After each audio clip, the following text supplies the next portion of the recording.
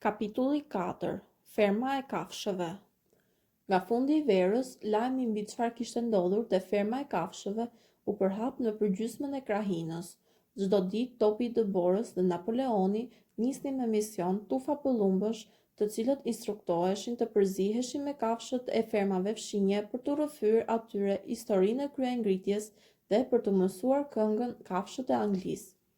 Gjatë kësaj kohe, Zoti Jones i kalonte ditët në dhomën e fuqisë në pjetoren Luani Kuq në Willingdon, duke u qartë çdo kujt që ishte i gatshëm të dëgjonte për padrejtësinë e tmerrshme që kishte pësuar, i përzë nga prona e vet prej një tufe kafshësh të pavlera. Fermerët e tjerë patën keqardhje për të në parim, por nuk është se i dhan shumë dymes. Në zemër secili prej tyre po mendonte nëse fatkeqësinë e Jonesit të mund ta kthente në ndonjë farë mënyre në përfitim të vetin. Për fatin e tij, pronarët e dy fermave fshinje me fermën e kafshëve ishin në armiqësi prej të gjitha kohrave. Njëra prej tyre, e cila quhej Izabeli Dhelprës, ishte një fermë e madhe e modës së vjetër dhe e neglizhuar me shumë shkure që mbushnin korrien dhe me të gjitha kullotat të rrjepura dhe gardhet pothuajse të rënuara. Pronari i saj, Zoti Pillington, ishte një zotëri fermer që e merrte jetën lehtë. Ai e kalonte shumicën e kohës duke peshkuar apo duke dalë për gjueti në varësi të sezonit. Ferma tjetër, e quajtur Gëshëra e Mpret, ishte më e vogël dhe e mbajtur më mirë. Pronari i saj ishte Zoti Frederik, një njeri i ashpër dhe mendjehodh, i cili gjende gjithmonë në përgjigje dhe kishte namin se arrinte të shtrëngonte fort në pazare. Këta të dy nuk e pëlqenin fare njëri tjetrin, ajsa nuk kishin gati të binin në marrëveshje edhe nëse puna vinte për të mbrojtur interesin e tyre të përbashkët. Pavarësisht kësaj, ata që të dy u trembën aq shumë nga kryengritja në fermën e kafshëve, sa u përpoqën të merrnin të gjitha masat që kafshët e tyre të mos merrnin vesh se çfarë kishte ndodhur. Fillimisht ata pretenduan se historia i bënte për të qeshur. Ata u tallën me idenë që kafshët mund t'i menaxhonin vetë punët e fermës. Kjo histori do të mbaroj shpejt, thanë ata.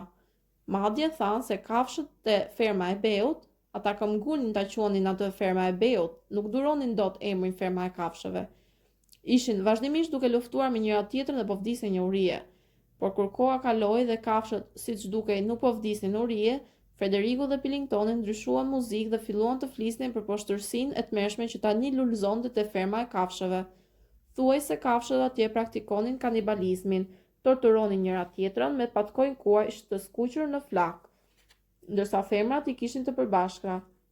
Kjo ndodhte nëse ngrihej krye kundër ligjeve të natyrës, thoshin Frederiku dhe Pillingtoni.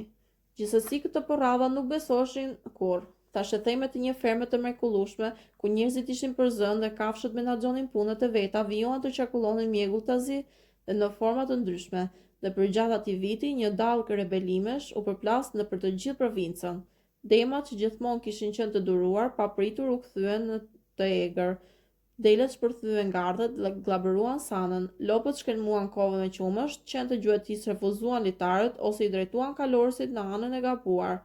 Mbi të gjitha, melodia e kafshët e Anglisë tashmë njihej gjithkund.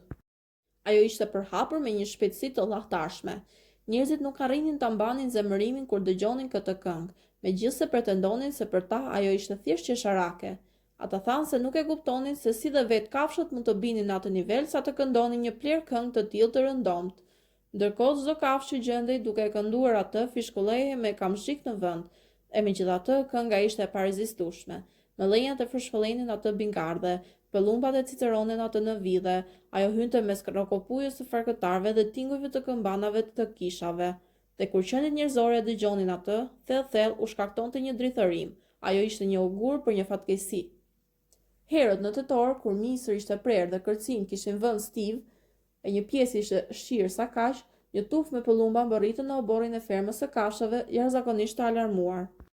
Jonesi dhe punëtorët e tij, bashkë me disa të tjerë nga ferma e Izabelit të Dhelprës dhe të Gëshërës së Mpret, kishin kapërcyer portën me 5 trarë dhe po vinin përpjet shtegut të qerreve për te ferma.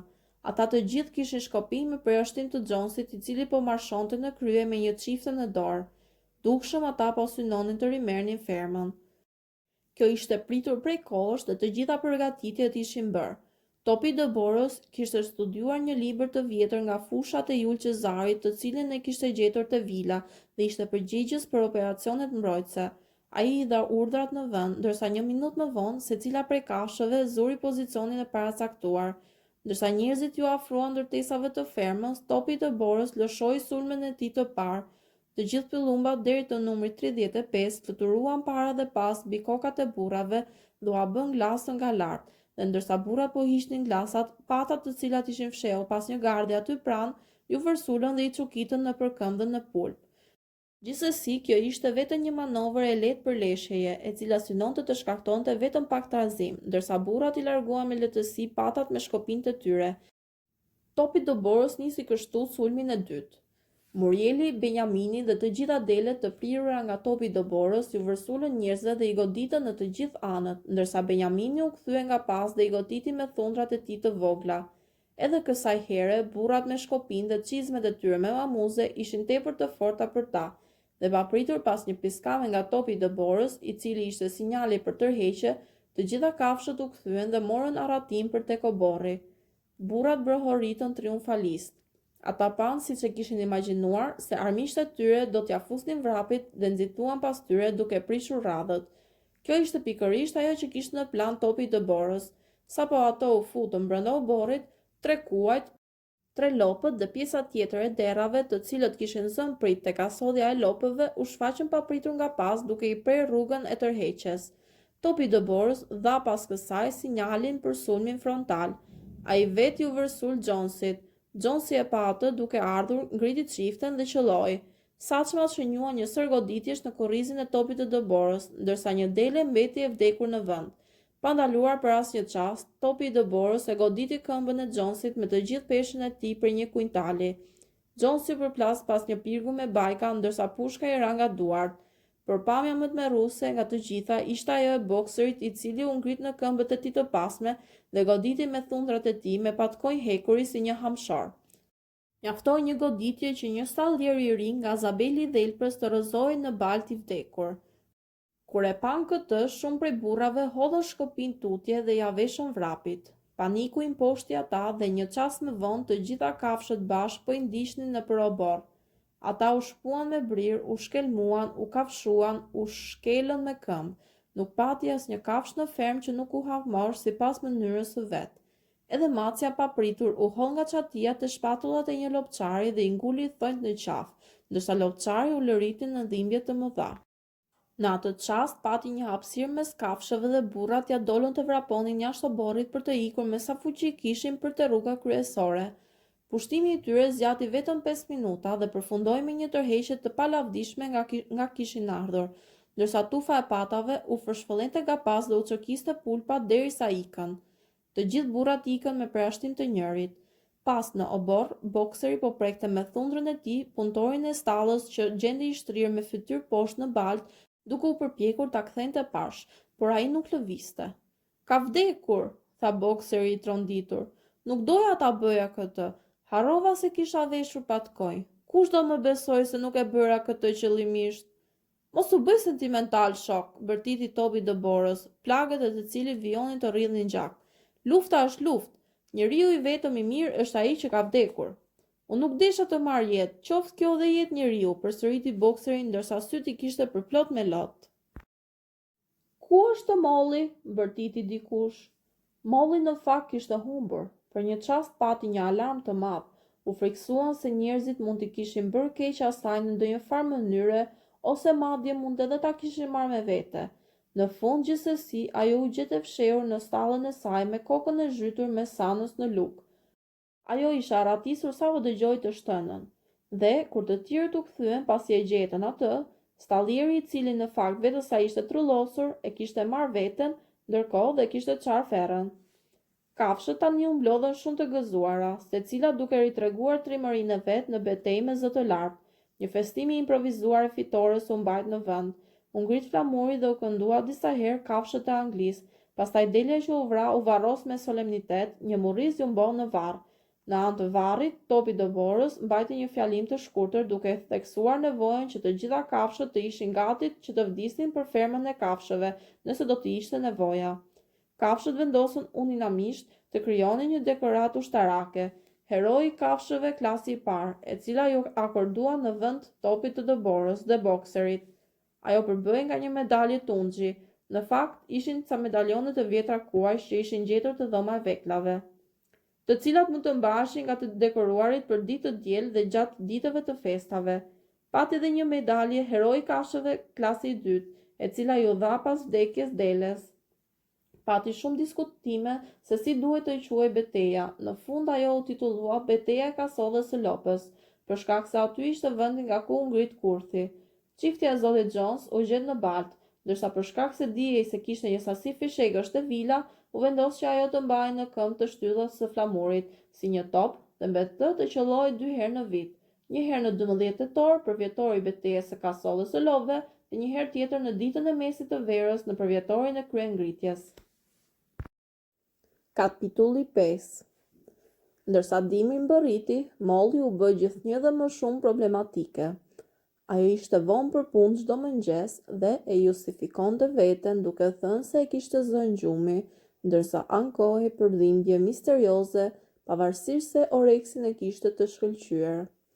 Duke përdorur gjithfarë lloj justifikimesh, ajo ikte nga puna dhe shkonte te pellgu i ujit, ku qëndronte si budallaqe duke parë refleksionin e vetes së vet në ujë. Por kishte edhe disa thashëtheme të gjërave më serioze. Një ditë, ndërsa Molly shëtiste e shkujdesur në oborr, duke tundur bishtin e saj të gjatë dhe duke përtypur një fije kashtë, Cloveri e mori mënjan. "Molly," i tha ajo, "kam diçka shumë serioze për të diskutuar me ty. Këtë mëngjes të pash duke parë përtej gardit që ndan fermën e kafshëve nga Zabeli i Dhelprës. Një nga njerëzit e zotit Pillington ishte në anën tjetër. Dhe unë isha goxha larg, por jam pothuajse e sigurt se e pash.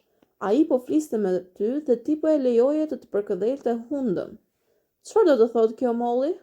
"Ai nuk e bëri, jo, nuk është e vërtet." Qau Molly, ndërsa përplaste këmbët në tokë. "Molly, më shiko në sy, a më jep fjalën tënde të nderit se njeriu nuk po të përkëdhelte hundën?" "Nuk është e vërtet," përsëriti Molly. Por ajo nuk arriti ta shoh Cloverin në fytyrë, ndërsa një çast më pas i ktheu kurrizin dhe iku me galop në fushë. Diçka e goditi në mendje Cloverin. Pa i thënë askujt asgjë tjetër, ajo shkoi te stalla e Mollit dhe largoi kashtën poshtë me thundër. Fshehur nën kashtë, kishte një grush të vogël me kuadrate sheqeri dhe një tufë me kordele me ngjyra të ndryshme. 3 ditë më vonë, Molly u zhduk. Për disa javë, asgjë nuk dihej për vendodhjen e saj, por më pas pëllumbat raportuan se e kishin parë në anën tjetër të Willingdonit. Ajo gjendej mes boshteve të një karroce shumë të bukur të lyer kuqezi, e cila kishte dalur jashtë një papi. Një burr kuqalash me kilota dhe dollak, i cili ngjante shumë si taksidar, po e përkëdhelte hundën e saj dhe po i ushqente sheqer. Mbulesa e saj ishte sapo prerë dhe ajo kishte një kordel ngjyrë vjollc në ball. Molly dukej shumë e lumtur me veten, than pëllumbat. Asnjë nga kafshët nuk e përmendi më kurrë atë. Në janar erdhi një mot shumë i hidhur dhe i ashpër.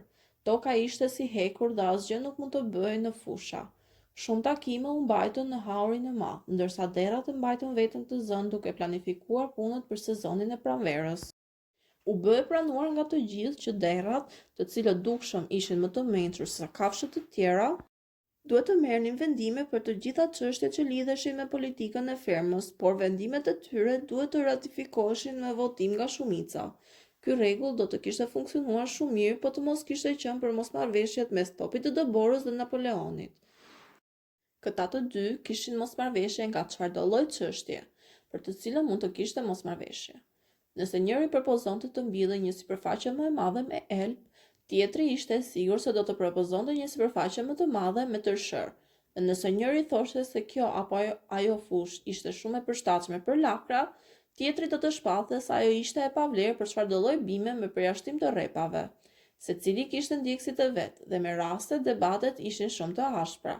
Nëpër takime, Topi i Dëborës shpesh arrinte ta binte shumicën me fjalimet e tij të shkëlqyera, por Napoleoni ishte më i aftë në sigurimin e mbështetjes në periudhën mes dy mbledhjeve. Ai ishte veçanërisht i suksesshëm me delet. Së fundmi, delet kishin filluar të blegërinin, 4 këmbë mirë, 2 këmbë keq, si në sezon ashtu dhe jashtë sezonit, ndërsa shpesh ndërprisnin mbledhjet me këtë. U vure se ato ishin veçanërisht të prirura të shpërthenin në 4 këmbë mirë, 2 këmbë keq, në kohën kur topi dëborës ishte në pikat kulminante të fjalimeve. Topi dëborës studioi imtësisht disa numra të vjetër të revistës Fermeri dhe Blegtori, të cilat i kishte gjetur te vila dhe ishte përplot me plane për novacione dhe përmirësime. Ai fliste si i ditur për kanalet e kullimit, silazhet dhe për hirin e qymyrit, ndërsa kishte hartuar një skemë të komplikuar e cila synonte që të gjitha kafshët të hidhnin bajka drejt për së drejti në fusha, në secilën ditë në një vend të ndryshëm, me qëllim që të mund të kursejë mundi i transportit dhe shpërndarjes. Napoleoni nuk hartonte skema të veta, por thoshte me qetësi se ato të topit të dëborës do të dështonin, ndërsa dukej sikur po priste që t'i shfaqej shansi. Por, nga të gjitha debatet mes tyre, asnjëra nuk ishte aq e hidhur sa ajo që u zhvillua në lidhje me mullirin e erës. Te kullota e gjatë, gjithë shumë larg ndërtesave të fermës, ishte një kodër e vogël, e cila ishte pika më e lartë në fermë. Pasi vrojtoi terrenin, topi i dëborës deklaroi se ky ishte vendi i duhur për një mulli ere, i cili do të mund të vinte në punë një dinamo dhe të furnizonte fermën me energji elektrike. Kjo do të ndriçonte stallat dhe do t'i ngrohte kafshët në dimër, por do të mund të përdorë edhe për të vënë në punë një shark të rrumbullakët, një grirse të kashtës, një prerëse për rrepat dhe një makinë elektrike për mjelje. Kafshët nuk kishin dëgjuar kurrë për gjëra të kësaj natyre më parë, sepse ferma ishte tradicionale dhe kishte vetëm makineri primitive, dhe dëgjuan të habitura ndërsa topi i dëborës përshkroi një tablo me makineri fantastike që do mund të punonin për to, ndërkohë që kullosnin për qefin e tyre në fusha apo përmirësonin mendjen duke lexuar dhe duke biseduar. Brenda pak javësh, planet e topit të dëborës për mullirin me erë u bën gati. Detajet mekanike erdhën më së shumti nga 3 libra që ishin të zotit Jones, 1000 gjëra të nevojshme për të bërë në shtëpi, bëje mirë, bëje vetë, dhe elektriciteti për fillestarët. Topi i dëborës përdori për studion një kasole që dikur ishte përdorur për inkubatorë dhe kishte një dysheme të sheshtë prej dorase e përshtatshme për të vizatuar sipër. Ai mbyllej atje për orë të tëre me librat e mbajtur hapur nga një gur dhe një copë shkumës të mbajtur mes 2 thundrakës së vet. Ai lëvizte me shpejtësi majtas dhe djathtas duke bërë vi pas vije dhe duke nxjerrë mërmërima të vogla kënaqësie. Gradualisht, planet u rritën në një masë të komplikuar manivelesh dhe rrotash me dhëmb, të cilat mbulonin më shumë se gjysmën e dyshemes. Këtë kafshët e tjera e gjetën tërësisht të pakuptueshme, por shumë breslënëse. Të gjithë shkonin të shikonin vizatimin e topit të dëborës të paku një herë në ditë. Edhe pulat dhe patat erdhën, ndërsa me vështirësi arrinin të mos shkelnin mbi vizatimet me shkumës. Vetëm Napoleoni qëndroi larg, ai e deklaroi veten kundër mullirit që në fillim. Një ditë gjithsesi ai arriti papritur për të ekzaminuar planet. Eci rënd nëpër kasole, pa me kujdes çdo detaj të planit dhe nuhati 1 apo 2 herë, pastaj qëndroi pak i tërhequr, ndërsa mendohej dhe e shikonte të tërën me cep të syrit. Pastaj papritur ai ngriti këmbën, urinoi mbi plan dhe iku pa nxjerrë asnjë fjalë. E gjithë ferma ishte shumë e përçarë në lidhje me mullirin e erës. Topi i dëborës nuk e mohonte që ndërtimi do të ishte shumë punë e vështirë. Do të duhej të nxirrej gur nga gurorja dhe të bëhej mur. Pastaj do të duhej të bëheshin velat e do të nevojitej dinamoja dhe kablot. Se si do të siguroheshin këto, topi i dëborës nuk e tha. Por ai këmbgulte se gjithçka do të mund të përfundojë brenda një viti. Dhe pas kësaj deklaroi ai, kaq shumë punë do të mund të kursejë sa kafshët do të kenë nevojë të punojnë vetëm 3 ditë në javë. Nga ana tjetër, Napoleoni argumentoi se nevoja më e madhe e momentit ishte që të rritej prodhimi ushqimor, dhe nëse çoi dëm koha me mullirin do të vdisnin urije. Kafshët u ndanë në 2 palë me sloganet "Voto për topin e dëborës dhe javën traditshme të punës" dhe "Voto për Napoleonin dhe lugun plot". Benjamini ishte i vetmi mes kafshëve që nuk mbështeste asnjë prej palëve. Ai refuzoi të besonte se ushqimi do të bëhej më i bollshëm ose që mulliri me erë do të kursente punë. Me apo pa mulli me erë, tha ai, jeta do të vijojë të jetë si gjithmonë, pra e keqe. Përveç mosmarrëveshjeve mbi mullirin me erë, ishte edhe çështja e mbrojtjes së fermës. Tashmë ishte e qartë që megjithëse njerëzit ishin poshtur në betejën e kasollës së lopëve, ata mund të tentonin sërish të sulmonin dhe të bënin një përpjekje më të vendosur për të pushtuar fermën dhe për të riinstaluar zotin Jones. Ata kishin arsye ta bënin këtë, veçanërisht për shkak se lajmi i disfatës së tyre ishte përhapur në të gjithë zonën dhe i kishte bërë kafshët e fermave fshinje edhe më rebele se sa më parë. Si zakonisht, topi të Borës dhe Napoleoni ishin në mosmarrveshje. Sipas Napoleonit, ajo që duhej të bënte ferma ishte që të blinte armë zjarri dhe të stërvitej në përdorimin e tyre. Sipas topit të Borës, ata duhej të dërgonin gjithnjë dhe më shumë pëllumba për të ndesur rebelimin mes kafshëve të fermave të tjera. Njëri argumentonte se nëse nuk arrinin ta mbronin veten, detyrimisht do të pushtoheshin, ndërsa tjetri argumentonte se nëse rebelimet përhapeshin në ferma të tjera, ata nuk do të kishin nevojë të mbronin veten. Kafshët dëgjuan fillimisht Napoleonin dhe pastaj topin e Dëborës dhe nuk arritën të ndanin mendjen cili kishte të drejtë. Në të vërtetë atyre u dukej se kishte të drejtë ai në të cilin po dëgjonin në atë çast. Në fund erdhi dita kur planet e topit të Dëborës u bën gati. Të dielën pasuese në takim ushtrua për votim pyetja nëse duhej apo jo të fillonte puna për ndërtimin e mullirit të erës. Kur kafshët u mblodhën te hauri i madh, topi i Dëborës u ngrit dhe megjithëse her pas here u ndërprej nga delet që blegërinin, parashtroi arsyet në mbështetje të ndërtimit të mullirit të erës. Pastaj Napoleoni u ngrit për të përgjigjur. Ai tha shumë thjesht se mulliri ishte një idiotësi dhe se ai këshillonte që mos votohej për të. Ndërsa me një herë u ul, ai foli për vetëm 30 sekonda, ndërsa dukej pothuajse indiferent ndaj efektit që prodhoi fjalimi i tij. Pas kësaj topi i Dëborës u holl përpjet dhe duke i bërtitur deleve të heshtin, pasi ato kishin filluar të blegërinin sërish, shpërtheu në një lutje pasionante në favor të mullirit me erë. Deri në këtë pikë kafshët ishin ndarë në mënyrë të barabartë në simpatinë e tyre, por një çast elokenca e topit të Dëborës i bindi përfundimisht. Me fjali të gjalla ai shpalosi një tablo të fermës së kafshëve se si ajo do të mund të bëhej kur puna e lodhshme do të hiqej nga kurrizi i kafshëve. Imagjinata e tij shkoi shumë për te makinave grirëse dhe prerëse të rrepave. Elektriciteti, tha ai, do të mund të operonte makina shirjeje, plugimin, prashitjen, lërimin apo lidhjen e bimëve. Përveç furnizimit të secilës stallë me dritë elektrike, me ujë të ngrohtë dhe të ftohtë dhe me ngrohës elektrik. Kur ai përfundoi së foluri, nuk kishte më dyshim se si do të votohej. Por pikërisht në këtë çast, Napoleoni u ngrit në këmbë dhe duke parë vrangullin e cep të syrit, topin e Dëborës, i dha një fërshëllim të ngjirur, të cilën askush nuk e kishte dëgjuar më parë. Menjëherë pati një rrëmuj të tmerrshme jashtë, ndërsa 900 të stërmëdhej me qafore hekuri hyn me forcë në haur. Ata ju vërsulën drejt për së drejti topit të Dëborës, i cili kërceu përpjet tamam në kohë për t'u shpëtuar nofullave të tyre.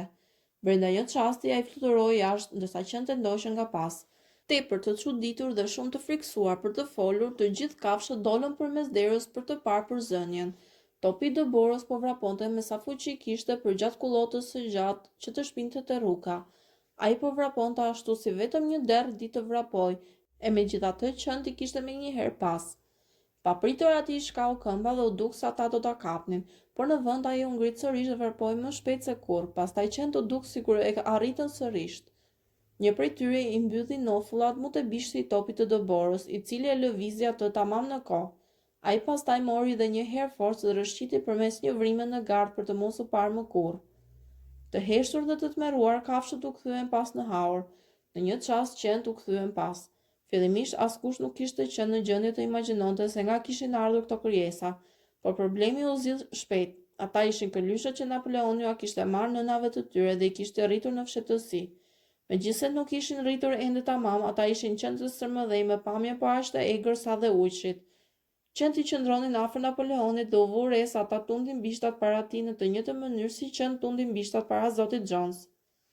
Napoleoni me qenë që e ndiqnin u ngrit pas kësaj në një pjesë më të ngritur të dyshemes, mo aty ku kishte mbajtur fjalimin dikur majori. Ai shpalli se nga tani e tutje takimet e mëngjesit të së dielës nuk do të mbaheshin më. Ato ishin të panevojshme dhe se e çonin kohën dëm. Në të ardhmen, çështjet e lidhura me punën në fermë do të ndaheshin ka një komitet i posaçëm i derrave udhëhequr nga ai vet. Këta do të takoshin në dyert të mbyllura dhe pas kësaj do të komunikonin vendimet e tyre të tjerëve. Kafshët do të vijonin të mblidheshin mëngjeset e së dielave për të respektuar ngritjen e flamurit, për të kënduar kafshët e anglisë dhe për të marrë urdhërat për punën e javës. Por tani e tutje nuk do të kishte më debate. Pavarësisht tronditjes që shkaktoi përzënia e topit të Dëborës, kafshët u zgënjyen nga ky njoftim. Shumë prej tyre do të mund të protestonin në rast se do të ja dinin të gjenden argumentet e duhura. Edhe bokseri ishte disi i trazuar. Ai tërhoqi veshët pas, tërfulloi disa herë dhe u përpoq fort që të mblidhte mendimet, por në fund nuk arriti të mendonte diçka për të thënë. Megjithatë, disa nga vetë derrat ishin më të artikuluar. 4 gica të rinj në radhë të parë hungërin në mënyrë jo miratuese dhe që të katërt u çuan në këmbë dhe filluan të flisnin një herësh.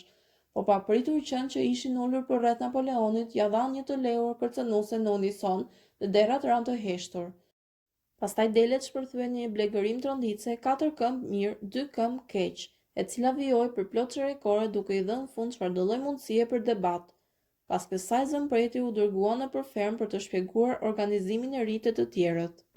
Shok, tha ai, unë jam i bindur se çdo kafshë këtu e vlerëson lart sakrificën që shoku Napoleon ka bërë duke marrë përsipër punë shtesë për veten. As mos e çoni në përmend shok se të jesh udhëheqës është kënaqësi. Përkundrazi, ajo është përgjegjësi shumë e rëndë. Askush nuk beson më fort se sa shoku Napoleon se të gjitha kafshët janë të barabarta. Ai do të ishte me të vërtetë shumë i lumtur të lindte ju të merrnit vetë vendimet, por në disa raste ju mund të merrni vendimet e gabuara, shok. Dhe pastaj çfarë ndodh? Supozoni që ju të kishit vendosur të ndiqni topin e Doborës me idetë të tij të çmendura me mullim e erë, topi i Doborës ne e dim, ishte jo më mirë se një kriminal i rëndomt.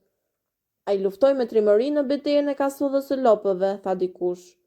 Trimëria nuk mjafton, tha zëmpreti. Besnikëria dhe bindja ndaj urdhërave është më e rëndësishme. Dhe sa i përket betejës së kasullës së lopëve, besoj se do të ishte koha kur do të zbulojmë që roli i topit të Doborës në të ishte shumë i egzageruar. Disiplinë, shok, disiplinë e hekurt. Kjo është fjala kyçe për sot. Një hap i gabuar dhe armiq do na vënë përfund. A mos doni ju, shok, që Jonesi të kthehet sërish? Edhe një herë këtij argumenti nuk i jepej dot përgjigje. Natyrisht që kafshët nuk e donin Jonesin të kthyer. Nëse mbajtja e debateve të mëngjeseve të së dielës ishte diçka që mund të shkaktonte kthimin e tij, debatet duhej të mos bëheshin më. Bokseri i cili tashmë kishte pasur kohë për të menduar gjërat më gjatë, shprehu ndjenjat e përgjithshme duke thënë: "Nëse shoku Napoleon e thot, atëherë ashtu duhet të jetë." Dhe pas kësaj ai pati edhe një maksim të re: Napoleoni ka gjithmonë të drejtë. Krahas motos tjetër do të punoj më fort. Në këtë kohë moti u përmirësua dhe plugimi pra verës filloi. Kasolla ku kishte vizatuar planin topi të Borës ishte mbyllur, ndërsa u supozua se planet për mullirin ishin fshirë. Çdo të diel në orën 10 kafshët mblidheshin te hauri i madh për të marrë urdhrat për javën. Kafka e majorit plak, tani e pastruar nga mishi, ishte zhvarrosur nga kopshti dhe ishte vendosur mbi një trung poshtë flamurit pranë pushkës.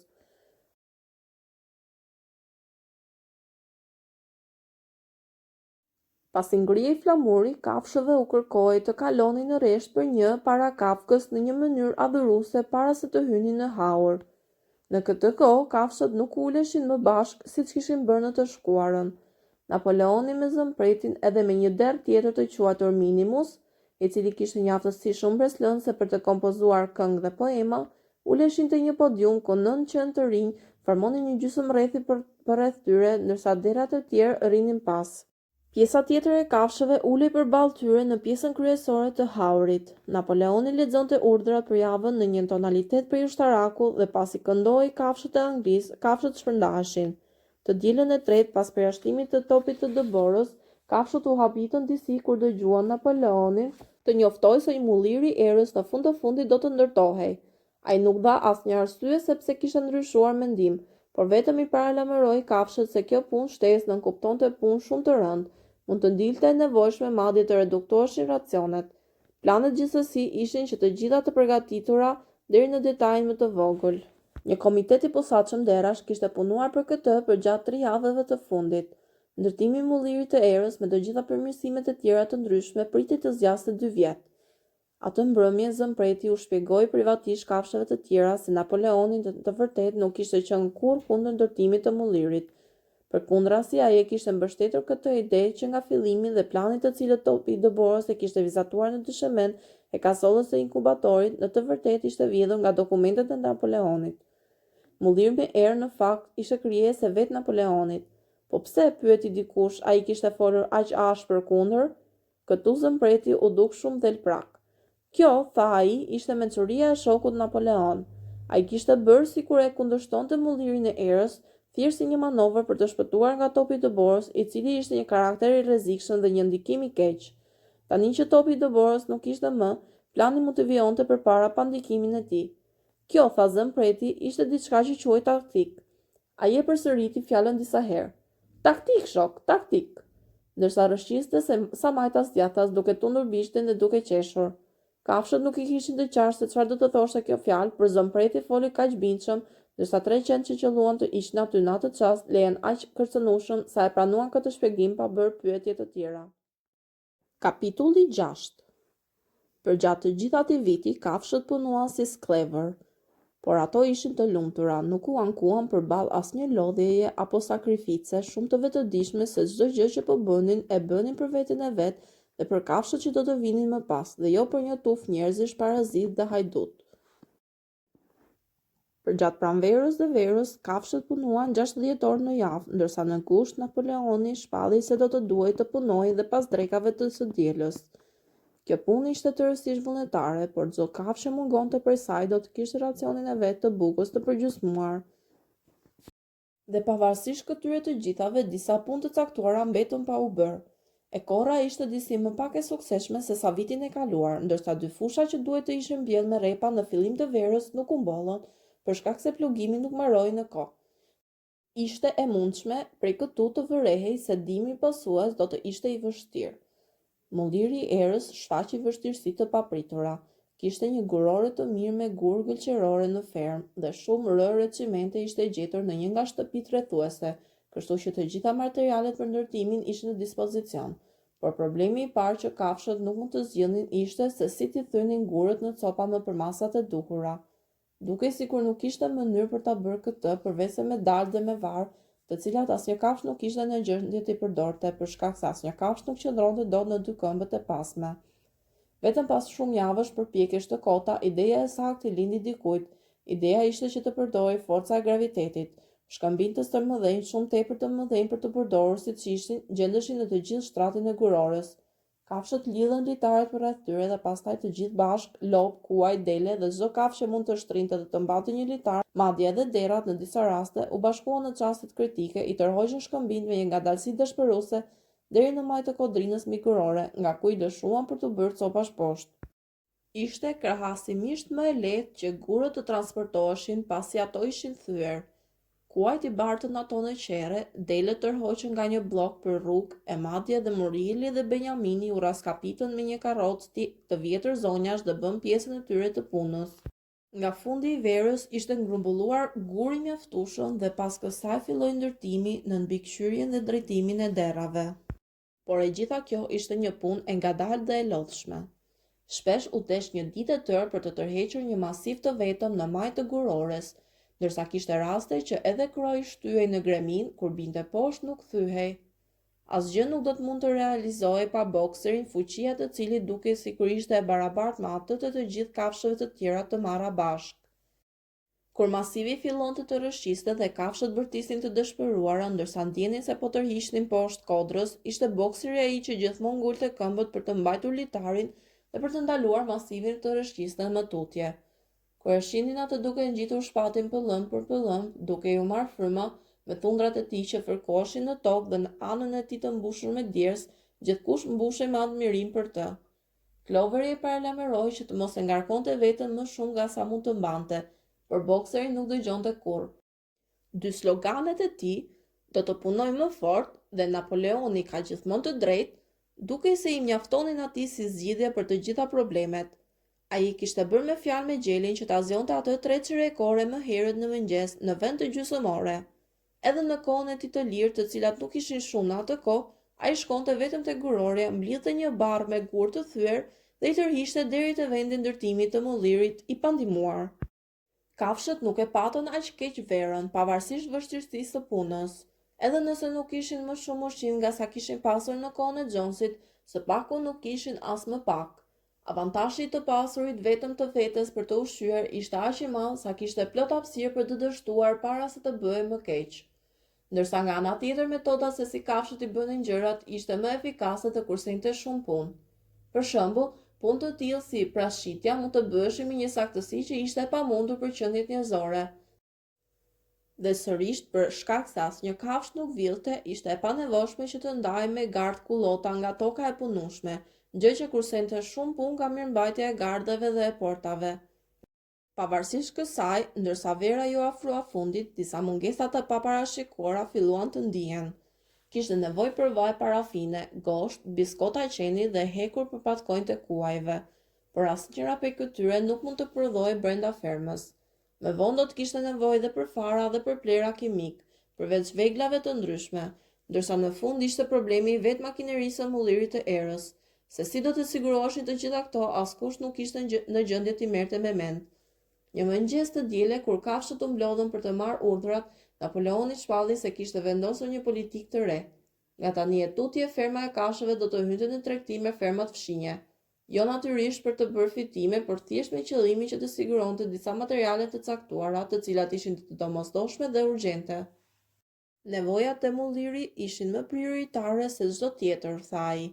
Për rrjedhoj, ai po bënte ujditë e nevojshme për të shitur një stok mesan, si dhe një pjesë e prodhimit të grurit të këtij viti, ndërsa më vonë, nëse do të nevojiteshin më shumë para, atëherë do të duhej të shiteshin vezët për të cilat kishte gjithmonë një treg të gatshëm në Willingdon. Pulat pa Napoleoni duhet ta mirëpresin këtë sakrificë si kontribut i tyre i veçantë për ndërtimin e mullirit. Edhe një herë kafshët patën një siklet për të cilin nuk kishte shumë të qarta. A nuk thoshin rezolutat e para që patëm miratuar pasi për zonë Johnson se kafshët nuk duhet kur të kenë punë me njerëzit, të mos merren kur me tregti, të mos përdorin kur para? Të gjitha kafshët e mbanin mend miratimin e këtyre rezolutave, ose së paku mendonin se e mbanin mend. 4 derrat e rinj që patën protestuar kur Napoleoni anulloi takimet, ngritën zërat e tyre lehtë, por u detyruan menjëherë të heshtin nga një lehje e frikshme e qenve. Pastaj si zakonisht delet shpërthyen në blegërim. 4 këmbë mirë, 2 këmbë keq. Dhe sikleti ati çasti u zbut. Në fund Napoleoni ngriti 2 thundraken e tij për të kërkuar heshtje dhe shpalli se ai sa kaq i kishte kryer këto ujdi. Nuk kishte nevojë që ndonjë nga kafshët të hynte në kontakt me njerëzit, gjë që dukshëm do të ishte e padëshirueshme. Ai synonte që të merrte mbi shpatullat e tij të gjithë këtë barr. Një tip, një zoti Whymper, një ndërmjetës që jetonte në Willingdon, kishte rënë dakord të vepronte si sekser mes fermës së kafshëve dhe botës së jashtme. Ai do ta vizitonte fermën çdo ditë të hënën në mëngjes për të marrë instruksionet. Napoleoni përfundoi fjalimin me brohëritin e tij të parapëlqyer. Roft ferma e kafshëve. Dhe pas kësaj kafshët kënduan kafshët e Anglisë dhe u shpërndan.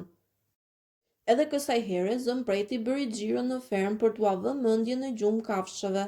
Ai siguroi se rezoluta kundër angazhimit në tregti dhe përdorimit të paras nuk ishte miratuar kurrë, e madje as nuk kishte propozuar. Ishte thjesht e imagjinuar, ndoshta rënjët i kishte të gënjeshtrat e përhapura nga topi i dëborës. Disa kafshë sërish nuk ishin të bindura, por zëmpreti pyeti me zjuarsi: "A je i sigurt shok që nuk e ke parë këtë në ëndër? A ke ndonjë dokument që të tregoj se një rezolut e tillë është miratuar? A është shkruar gjëkundi kjo?" Dhe për shkak se ishte e sigurt se asgjë e tillë nuk ekzistonte me shkrim, të gjitha kafshët filluan të besojnë se e kishin pasur gabim. Çdo të hënë zoti Whymper e vizitonte fermën siç ishte rënë dakord. Ai ishte një burr i vogël me pamje për finoku, me mustaqe të spërdredhura, një sekser në mënyrën e vogël të bërit biznes. Para i kishte qenë mjaftueshëm i mpret për të kuptuar më herët se gjithkush tjetër se fermës së kafshët do t'i duhej një ndërmjetës dhe se komisionet do të ishin të majtme. Kafshët e pan ardhjen dhe ikjen e tij me një lloj frike, ndërsa e shmangnin atë sa më shumë të ishte e mundur. Pavarësisht kësaj, pamja e Napoleonit në të 4 këmbët që i jepte urdhra Whymperit, i cili qëndronte me 2 këmbë, u përkëdhelte sedrën atyre dhe pjesërisht i ngushëllonte për ujdinë e re. Në fund të fundit, marrëdhëniet e tyre me racën njerëzore nuk ishin më kësaj here siç kishin qenë dikur. Njerëzit nuk e urrënin fermën e kafshëve më pak tani që ajo po lulëzonte. Në fakt e urrënin më shumë se sa kurrë më parë.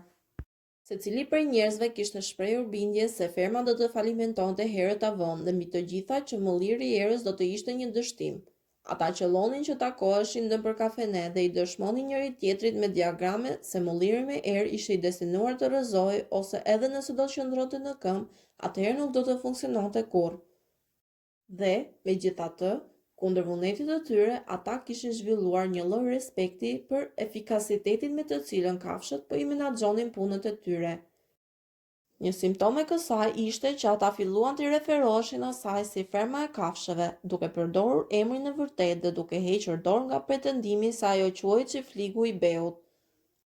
Ata as nuk e mbështesnin më Jonesin, i cili kishte humbur shpresa se do të rimerrte fermën e tij dhe kishte ikur të jetonte në një anë tjetër të vendit.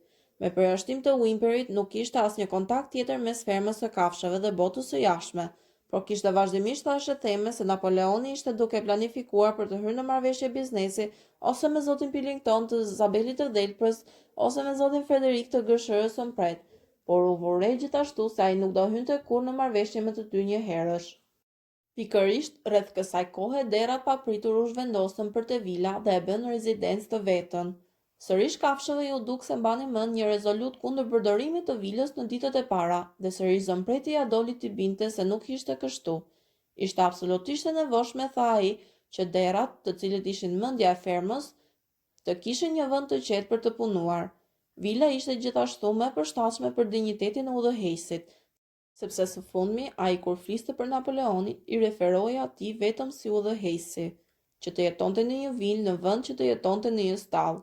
E pavarësisht se sa i aftë ishte zëmpreti, kafshët u zemëruan kur morën vesh që derat jo vetëm që hanin në kuzhinë dhe përdornin dhomën e dënjes për kohën e tyre të lirë, por gjithashtu po flinin në krevate. Bokseri ka përceu këtë si zakonisht, duke thënë se Napoleoni ka gjithmonë të drejtë, por Cloveri, e cila mendonte se mbante mend një rregull kundër krevateve, shkoi në fund të haurit dhe u përpoq të lexonte 7 urdhëresa që ishin shkruar atje. Duke mos qenë e afshë të lexonte më shumë se sa gërmat një nga një, ajo thirrri Murielin. "Muriel", tha ajo, "të lutem më lexo urdhëresën e 4. A thot ajo diçka në lidhje me të fjeturin në krevat?" Me pak vështirësi, Murieli i lexoi. Ajo thot: "Asnjë kafshë nuk duhet të flejë në krevat me çarçaf", tha ajo. Shumë çuditshëm, Cloveri nuk e mbante mend që urdhëresa e 4 të përmendte çarçafët, por për shkak se ajo ishte e shkruar në mur, kështu duhet të kishte qenë. Dhe zëmpreti, i cili qelloi të ishte duke kaluar aty pranë nën shoqërinë e 2 apo 3 qenve, ishte i aftë që ta vendoste të gjithë këtë punë në këmbvështrimin e duhur. "Pra, ju keni dëgjuar, shok", tha ai, "se ne dera tani flem në krevat të vila. Dhe pse jo? A nuk ju shkoi në mendje se ka pasur një rregull kundër krevateve? Një krevat është thjesht një vend për të fjetur. Një pirg me kafshë në stall është krevat, nëse flasim drejt. Rregulli ka qenë kundër çarçafëve, të cilët janë shpikje e njerëzit. Ne i kemi hequr çarçafët nga krevatet e fermës dhe flem mes badanijeve. Krevatet janë shumë komode natyrisht, por jo më shumë komode nga sa ne kemi nevojë, me gjitha të punë mendore që bëjmë në këtë kohë. A mos doni të na hiqni mundësinë të çlodhemi, shok? A mos doni që ne të jemi tepër të lodhur për të bërë të gjitha detyrat? A mos ndonjë nga ju dëshiron të shohë Jonesin të kthehet?" Kafshët e siguruan atë se nuk donin që Jonesi të kthehej, kështu që nuk pati më debate mbi derat që flinin në krevatin e vilës. Dhe kur disa ditë më vonë u shpall se nga tani e tutje derat do të çoheshin një orë më vonë si të tjerët në mëngjes, nuk pati ankesa. Kur erdhi vjeshta, kafshët ishin të lodhura, por të lumtura. Kishin pasur një vit të vështirë dhe pasi shitën një pjesë të sanës dhe grurit, rezervat ushqimore për dimrin nuk ishin shumë të bollshme, por mulliri i erës i kompensonte të gjitha. Ai tashmë ishte pothuajse përgjysmë i ndërtuar. Pas të korrave pati një periudhë kohe të kthjellët e të thatë dhe kafshët punuan më fort se kurrë, me mendimin se ja vlente të rrëpateshe para dhe pas përgjatë të gjithë ditës duke bartur gur, nëse kjo ndihmonte për të ngritur muret dhe 1 metër tjetër. Bokseri madje dilte edhe gjatë natës për të punuar nën hënën e të korrave. Në çastet e pakta të kohës së lirë, kafshët ecnin përreth dhe përreth mullirit gjysmë të përfunduar, duke admiruar fuqinë dhe formën rrethore të mureve dhe duke u habitur se si kishin qenë në gjendje të ndërtonin diçka kaq imponuese. Vetëm Benjamini refuzonte të tregonte entuziazëm për të gjithë këtë, megjithse si zakonisht ai nuk thoshte asgjë përveç komentit të kriptuar se gomarët e kanë jetën e gjatë. Nëntori erdhi me erë të fortë që frynte nga jugu drejt perëndimit. Ndërtimi u ndal, për shkak se tani ishte tepër lagësh për të përzierë çimenton. Në fund erdhi një natë kur stuhia ishte kaq e dhunshme sa ndërtesat e fermës u tronditën nga themelet, ndërsa disa dërasa u shkullën nga çatia e haurit. Pulat u zgjuan duke kakarisur të tmerruara, për shkak se të gjitha kishin parë në ëndër njëkohësisht sikur kishin dëgjuar një top që u shkrep diku atje larg. Në mëngjes kafshët dolën nga stallat dhe gjetën se shtylla e flamurit ishte rrëzuar dhe një pemë vjedhi ishte shkullur nga kopshti si të kishte qenë një majdanoz. Sapo kishin vënë re këtë kur një ulërim dëshpërimi doli nga fyti i secilës prej kafshëve. Një pamje e tmerrshme u zuri syt. Mulliri ishte rrëzuar. Që të gjithë vrapuan për të vajtur te mulliri. Napoleoni, i cili radh herë dilte për të ecur, vrapoi para të gjithëve. Po ai ishte aty, fryti të gjithë vuajtjeve të tyre, i rrafshuar nga themelet, me gurët që kafshët me aq shumë mund i kishin thyer dhe i kishin bartur aty, të shpërndara gjithandej. Kafshët humbën fjalët, ndërsa qëndruan duke vajtuar në mes të gurëve të rrëzuar. Napoleoni eci para dhe pas në heshtje, duke nuhatur në tokë her pas here. Bishti ishte bërë i papërkullshëm dhe dridhej nga një anë në tjetrën. Një shenjë se ai po mendonte fort. Papritura i ndaloi, athuase e ndau mendjen. Shok, tha ai me qetësi. A e dini se kush është përgjegjës për të gjithë këtë? A e dini se kush është armiku që erdhi natën për ta rrezuar mullirin ton? Topi Dëborës, bërtiti ai papritur me një zë si shkeptim. Topi Dëborës e ka bërë këtë, me dashakësi duke menduar se si të pengoj planet tona dhe të hakmerret për përzënien e tij të palavdishme. Ky tradhtar ka hyrë natën dhe ka shkatërruar punën tonë të gati një viti. Shok, unë këtu shpall dënim e vdekje për topin e Dëborës. Çdo kafshë që sjell atë para drejtësisë do të jap medaljen Heroi Kafshëve klasi 2 dhe një gjysmë thesi me moll, një thes plot nëse e kapni të gjallë. Kafshët ishin të tronditura, edhe vetëm nga ideja që topi i Dëborës mund të ishte fajtor për një veprim të tillë.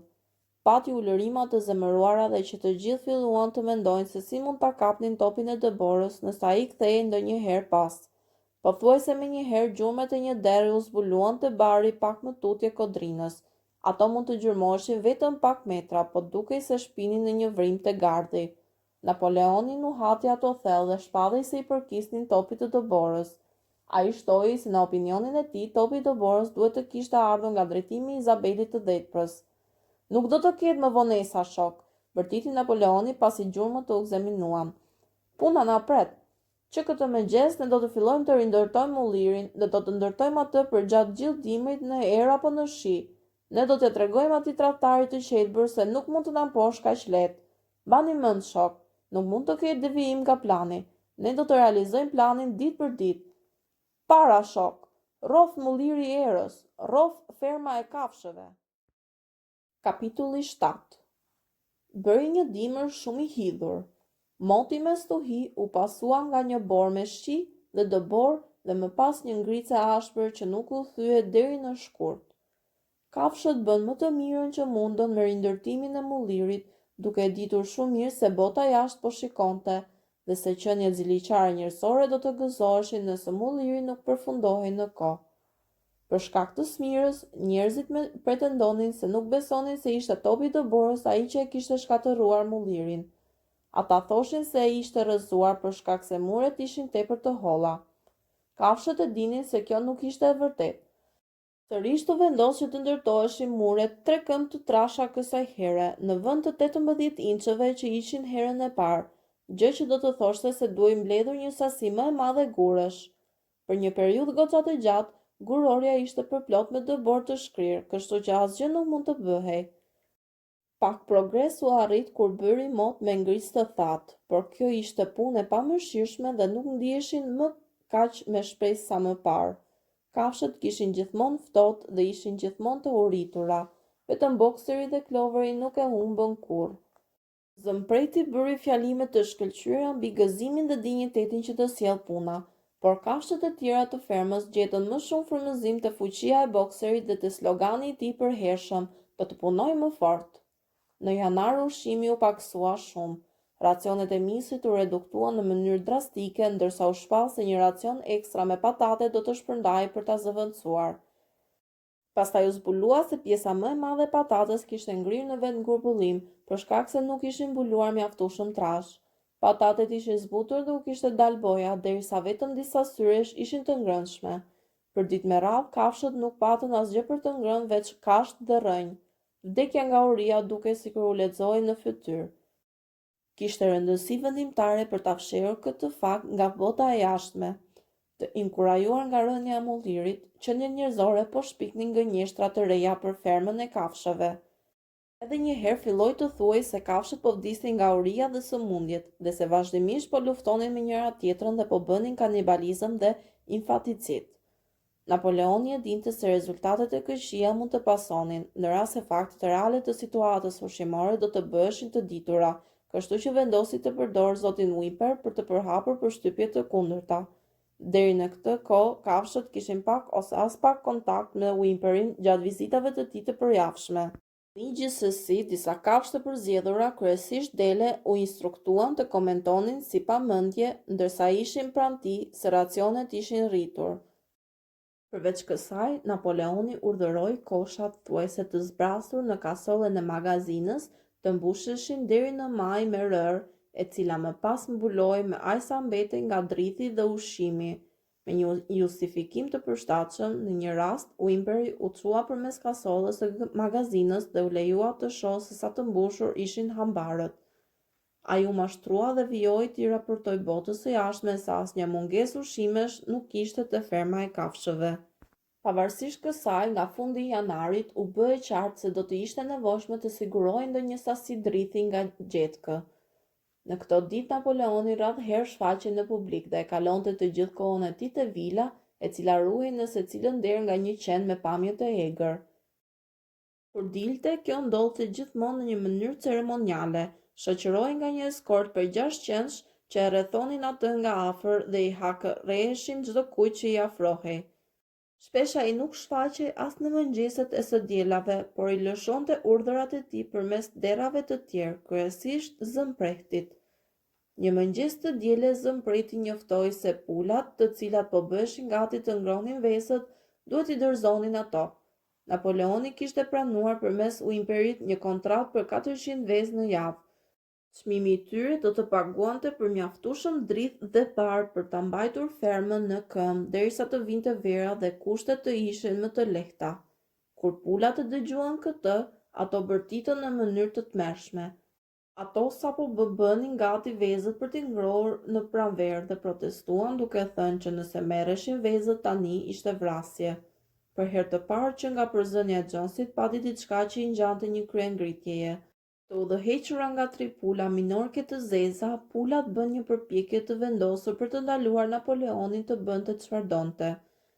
Metoda e tyre ishte që të fluturonin të rafset ku kishin vënë vezët për ngrohje dhe t'i rrezonin ato në dysheme për t'i thyer. Napoleoni veproi menjëherë me vendosmëri dhe mizori. Ai urdhëroi ndalimin e ushqimit për pulat, pastaj dekretoi se çdo kafshë që u jepte atyre dhe një kokër të vetë me misri do të dënohej me vdekje. Qentë u kujdesën që këto urdhëra të zbatoheshin. Për 5 ditë me radhë pulat rezistuan, pastaj ato kapitulluan dhe e kthyen të vendet e veta. Gjatë këtyre ditëve 9 pula vdiqën. Trupat e tyre u varrosën në kopsh dhe për to u tha se kishin vdekur nga koksidioza. Whymperi nuk dëgjoi asgjë për të gjithë këtë dhe vezët u dorëzuan sipas kontratës. Një kamion i dyqanit erdhi në fermë një herë një javë për t'i marrë. Për gjatë gjithë kësaj kohe, topi i dëborës nuk kishte parë asgjë kundi. Thashethemet ishin se ai ishte fshehur në një nga fermat fshinje, ose te Zabeli i Thelprës, ose te Gërshëra e Mpret. Napoleoni në këtë kohë kishte marrëdhënie pak më të mira me fermerët e tjerë se sa më parë. Qelloi që në obor të gjende një pirg me lëndë rusore, e cila ishte stivuar atje 10 vjet më herët, kur një pyll i vogël au ishte pastruar për tokë buke. Ishte stazionuar mirë dhe Whymperi e kishte këshilluar Napoleonin ta shiste. Si zoti Pillington, ashtu dhe zoti Frederik ishin të interesuar për ta blerë atë. Napoleoni po hezitonte mes të dyve, i paaftë për të ndarë mendjen.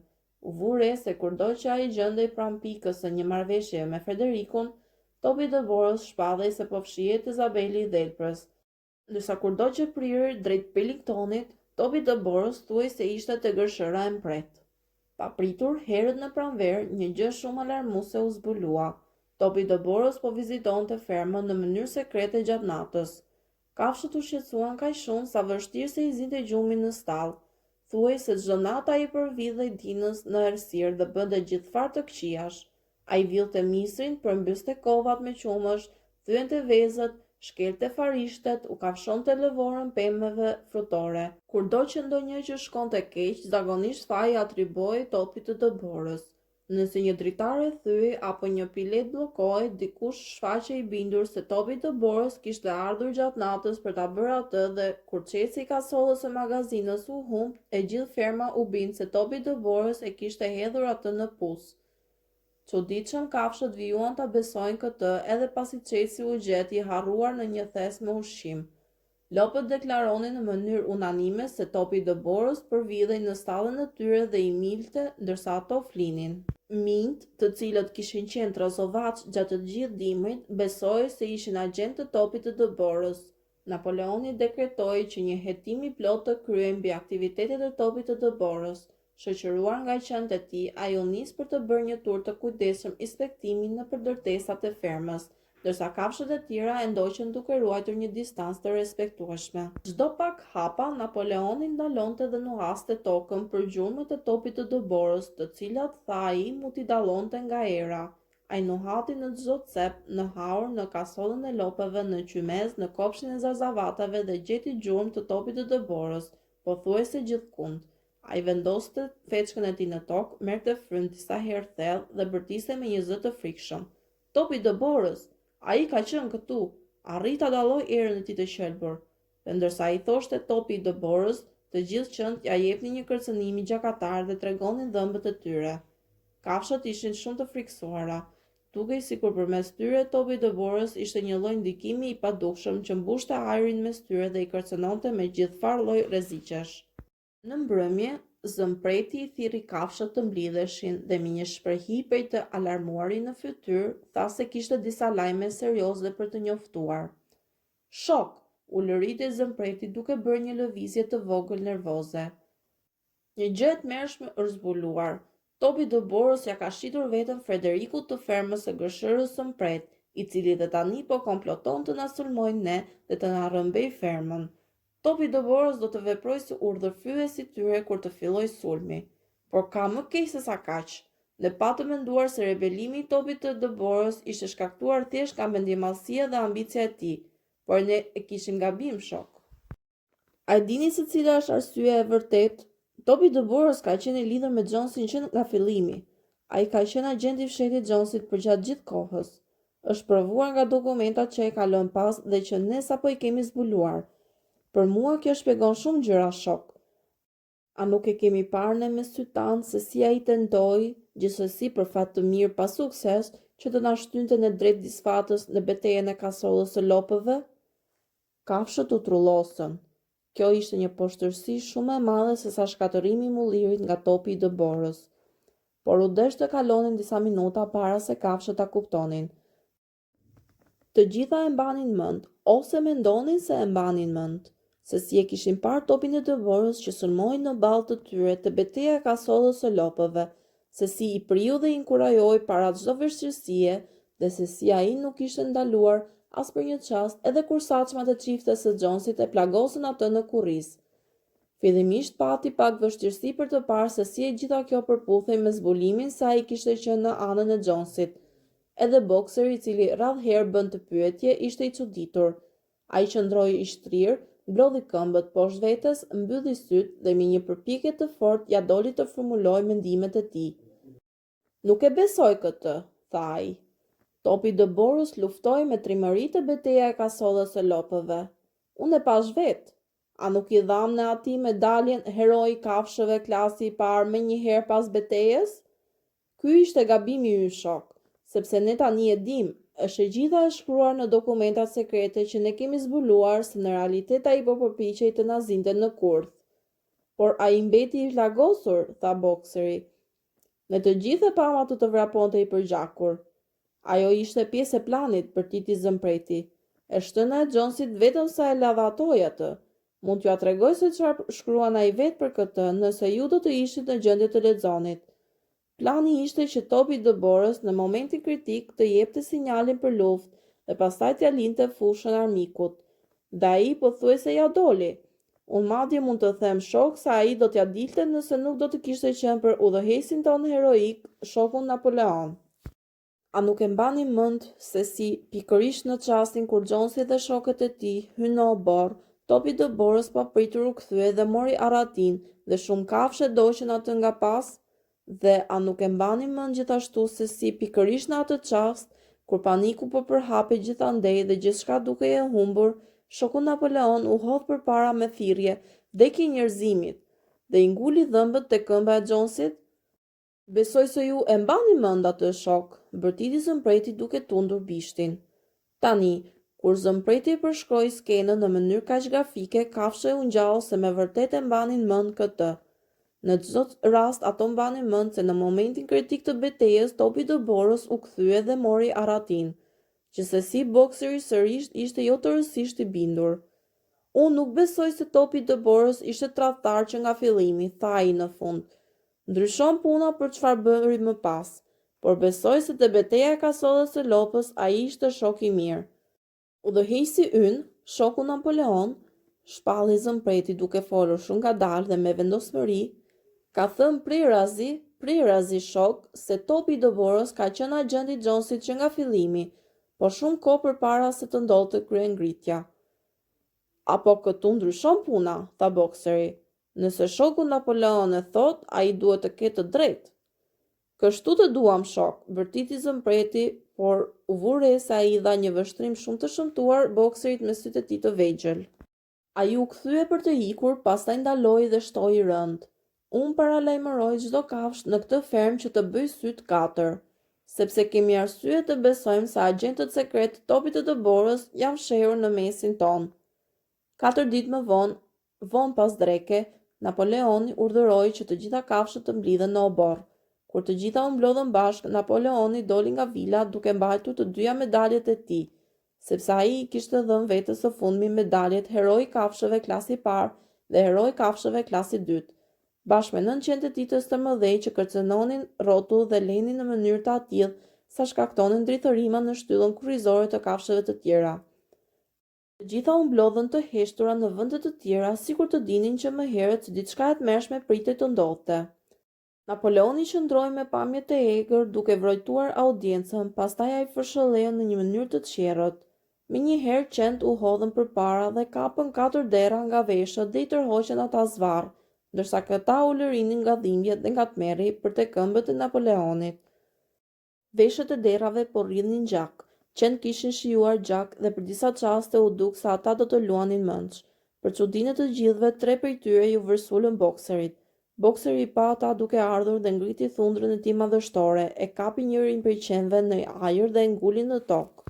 Qeni u përpëlit dhe kërkonte mëshirë, ndërsa 2 të tjerët ja dhan vrapit me bishtat në shalë.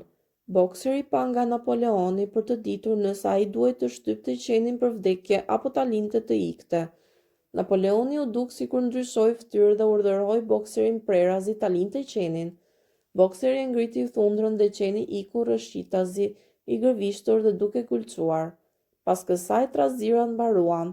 Të 4 derat pritën duke u dridhur me fytyrën e fajtorit të gdhendur në çdo shprehi. Napoleoni kërkoi atyre të rrëfenin krimet. Ata ishin 4 derat që patën protestuar kur Napoleoni anuloi takimet e së dielës. Pa pasur nevojë për nxitje të mëtejshme, ata rrëfyen se kishin qenë në lidhje sekrete me topin e dëborës, që kur ai u përzua dhe se kishin bashkëpunuar me të në shkatërimin e mullirit me erë, dhe se kishin hyrë në marrëveshje me të për t'ia dorëzuar fermën e kafshëve zotit Frederik. Ata shtuan se topi i dëborës veçmas u kishte pranuar atyre se kishte qenë agent sekret i Jonesit që prej shumë vitesh. Kur ata mbaruan rrëfimin, qenët menjëherë u ashkullën fytet, ndërsa me një zë të tmerrshëm Napoleoni kërkoi nëse ndonjë kafshë tjetër kishte diçka për të rrëfyer. Të 3 pulat që kishin qenë udhëheqëset e rebelimit të mbetur në tentativë për vezët, dolën tani përpara dhe deklaruan se topi i dëborës u ishte shfaqur atyre në ëndër dhe i kishte nxitur të mos i bindeshin urdhërave të Napoleonit. Edhe ato u therrën. Pastaj një pat doli përpara dhe pranoi se kishte fshehur 6 kallin gruri gjatë të korrave të vitit të kaluar dhe I kishte ngrënë gjatë natës. Pastaj një dele pranoi se kishte urinuar në pellgun e ujit të pishëm dhe se ishte nxitur ta bënte këtë, tha ajo, nga topi I Deborës. 2 dele të tjera pranuan se kishin vrarë një dash të moshuar, I cili ishte një ndjekës veçanërisht të përkushtuar Napoleonit, duke e ndjekur atë nga pas për rreth një zjarri kur ai po vuante nga kolla. Këta të gjithë u therrën në vend, dhe kështu rrëfenja me rrëfime dhe ekzekutime vijoi derisa një pirk me kufoma u krijua në këmbët e Napoleonit dhe ajri u bë mbytës nga era e gjakut I cili nuk ishte njohur që nga përzënia e Jonesit. Kur e gjitha kjo mbaroi, kafshët e mbetura me përjashtim të derrave dhe qenve ikën tutje të gjitha bashk. Ato ishin të tronditura dhe të tmerruara, nuk e dinin se cila ishte më tronditse, tradhtia e kafshëve që ishte bashkuar me topin e Deborës, apo mizoria e ndëshkimit që sapo kishin dëshmuar. Në ditët e vjetra kishte pasur shpesh skena të tilla gjatë derdhje, po kaq të tmerrshme, por atyre të gjithëve u dukej se kjo e sotmja ishte shumë e tmerrshme për shkak se po ja bënin njëra tjetrit. Ata ikën deri te kodrina e vogël, mbi të cilën qëndronte mulliri gjysmë I përfunduar dhe që të gjithë njëherazi u ulën dhe u mblodhën bashkë për ngrohtësi. Kloveri, Murieli, Benjamini, lopët, delet dhe gjithë tufa e patave dhe pulave, që të gjithë me përjashtim të macës, e cila ishte zhdukur papritur, pak para se Napoleoni të thërriste kafshët për takim. Për një cop herë askush nuk foli, vetëm bokseri mbeti në këmbë. Ai eci para dhe pas duke përplasur bishtin e tij të gjatë të zi në të dyja anët dhe duke pshërëtir I tronditur her pas here. Në fund ai tha: "Unë nuk e kuptoj këtë. Nuk e besoja se gjëra të tilla mund të ndodhin në fermën tonë. Kjo e gjitha duhet të jetë për shkak të një gabimi ton. Zgjidhja, siç e shoh unë, është të punojmë më fort. Nga tani e tutje do të zgjohem një herë më herët në mëngjes." Dhe ai lëvizi me galopin e tij të fuqishëm e u nis për nga Gurorja. Pasi mbërriti atje, mblodhi 2 ngarkesa me gur dhe I tërhoqi deri te mulliri para se të shkonte për të fjetur. Kafshët u mblodhen përreth kloverit pa folur. Kodrina ku ngjendeshin u jepte atyre një pamje të gjerë nëpër të gjithë zonën. Shumica e fermës së kafshëve ishte brenda rrezës së shikimit. Kullota e gjatë që shtrihej deri te rruga kryesore, fusha e barit, koria, pellgu I ujit, fushat e bluguara ku gruri I ri ishte I trashë dhe I jeshilët, çatit e kuqa të ndërtesave të fermës me tymin që bënte spirale mbi oxhaqe. Ishte një mbrëmje e qartë pranvere. Bari ishte duke shpërthyer, gardhët po zbukuroheshin nga rrezet e pjerta të diellit. Kurrë më parë një fermë dhe për çudi atyre ju rikujtua tashmë se ajo ishte ferma e tyre. Çdo pëllëmbë saj nën pronësinë e tyre, nuk ju ishte shfaqur kafshëve si një vend kaq I dëshirueshëm, ndërsa Kloveri pa të poshtë kodrës syt ju mbushën me lot. Nëse ajo do të mund të thoshte mendimet e saja, do të thoshte se nuk ishte kjo ajo që kishin synuar kur ju vun punës gjithë ato vite më parë për të përmbysur racën njerëzore. Këto skena terrori dhe kasapane nuk ishin ajo që patën synuar natën kur majori Plak I nxiti kafshët për herë të parë për kryengritje.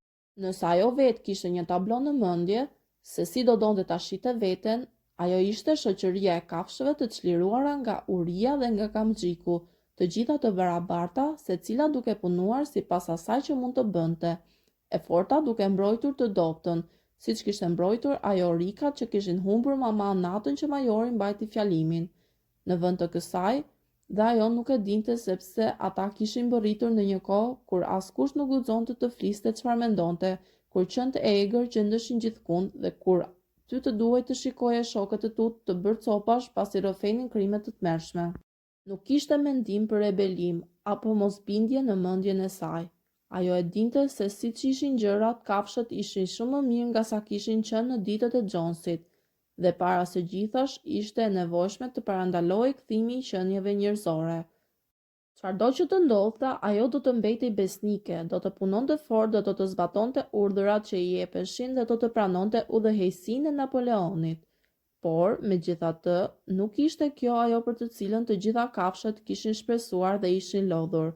Nuk ishte për këtë që I kishin ndërtuar mullirin dhe ishin përballur me saçmat e çiftes së Jonesit. Të tilla ishin mendimet e saja. megjithse i mungonin fjalët për t'i thënë. Në fund, duke ndjerë se kjo në një farë mënyre mund ta zëvendësonte fjalët që nuk arrinte të dëgjonte, ajo filloi të këndoi kafshët e Anglisë. Kafshët e tjera përreth saj u bashkuan dhe e kënduan 3 herë me një tonalitet shumë të fortë, por të ngadalt dhe në mënyrë vajtuese, në një mënyrë që nuk e kishin kënduar kurrë. Sapo e kishin mbaruar së kënduari këngën për herë të tretë, kur zëmpreti i ndjekur nga 200 u afrua dhe kishte pamjen e dikujt që ka diçka të rëndësishme për të thënë. Ai shpalli se me një dekret special të shokut Napoleon, kafshët e Anglisë nuk do të këndohej më. Nga tani e tutje ishte ndaluar që ajo të këndohej. Kafshët u zunë në befasi. Pse? Pyeti Murieli. Nuk është më e nevojshme, shoqe, tha zëmpreti ashpër. Kafshët e Anglisë ishte kënga kryengritjes, por kryengritja tashmë është realizuar. Ekzekutimi i tradhtarëve sot ishte akti final. Armiku si jashtëm, ashtu dhe i brendshëm është mposhtur. Te kafshët e Anglisë ne shprehem dëshirën për një shoqëri më të mirë në ditët që do të vinin, por ajo shoqëri është krijuar sa kaq. Dukshëm kjo këngë nuk është më e nevojshme për asgjë. Megjithëse të frikësuara siç ishin, disa prej kafshëve mundej edhe të kishin protestuar, por në këtë rast delet filluan blegërimet e veta të zakonshme. 4 këmbë mirë, 2 këmbë keq, të cilat vijuan për më shumë minuta dhe i dhan fund çfarëdo lloj diskutimi. Kështu kafshët e Anglisë nuk u dëgjua më. Në vend të saj, Minimusi, poeti, kompozoi një këngë tjetër, e cila fillonte: Ferma e kafshëve, sa të jem unë, ti kur nuk do të shkatërrohesh. Dhe kjo këndua çdo të diel në mëngjes pas ngritjes së flamurit, por nuk merri vesh se si as fjalët dhe as melodia nuk dukej se rropej nga kafshët aq mirë sa kafshët e Anglisë.